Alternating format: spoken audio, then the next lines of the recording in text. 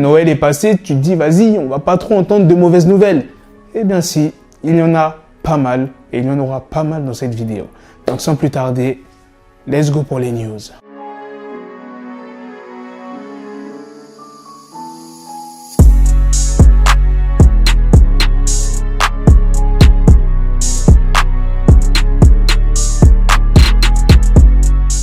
Il y a Grishka qui est l'un des deux frères Bogdanov qui est décédé à l'âge de 72 ans. La deuxième news, encore une mauvaise nouvelle, les discothèques resteront fermées 3 semaines supplémentaires à partir du 3 janvier. Donc les personnes qui attendaient la nouvelle année pour aller en boîte, c'est mort.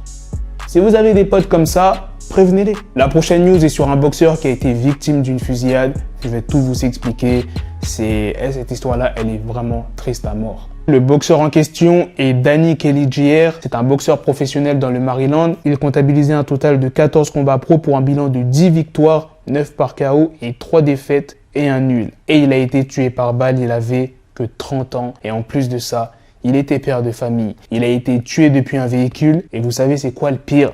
C'est qu'il y avait toute sa famille à bord. Il avait 3 enfants âgés de moins de 10 ans et sa petite amie dans le véhicule. Il se rendait en week-end à Temple Hills.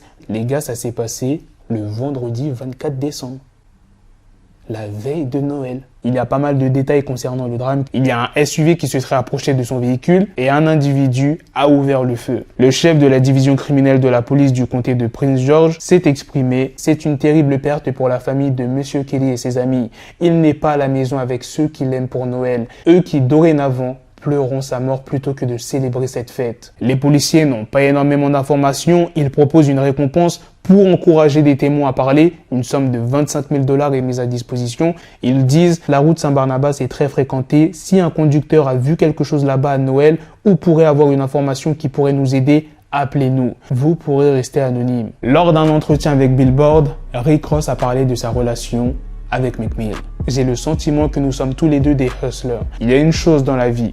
Soit vous grandissez ensemble, soit chacun de son côté. En tant que patron, tu prends une décision parce que peu importe ce que tu veux faire, Ricky Rosé veut te voir réussir. En ce moment, il y a des petites tensions entre Rick Ross et Meek Mill. Voilà les gars, c'est la fin de cette news sur les deux artistes. C'est aussi la fin de cette vidéo. Dites-moi dans les commentaires qu'est-ce que vous en pensez de toutes les news que je vous ai présentées. Comme je vous l'ai dit, pas mal de mauvaises nouvelles. Le boxeur pro qui est décédé, R.I.P., qu'il repose en paix. Est-ce que vous imaginez genre 2 secondes la scène? La famille partait en week-end, sûrement pour fêter Noël.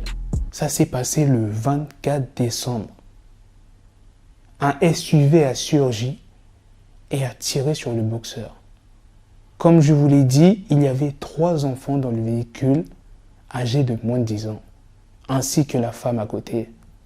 Imagine juste 2 secondes la scène. Et comme le chef de la division criminelle a dit, à chaque fois que les fêtes arriveront, les fêtes de fin d'année, de Noël, ils se rappelleront ce qui s'est passé. Désormais, ça ne sera plus vraiment une fête pour eux. Toutes les personnes qui ont perdu des proches, que ce soit par balle, par maladie, pendant les fêtes de fin d'année, ou bien même anniversaire, ça doit être horrible. À chaque fois, t'as pas envie de fêter tout simplement et tu te sens mal. Genre à chaque fois, tu vas te rappeler, c'est horrible. Dites-moi ce que vous en pensez dans les commentaires. Sur ce, on se donne rendez-vous très prochainement pour d'autres vidéos news. Prenez soin de vous, la famille. Peace.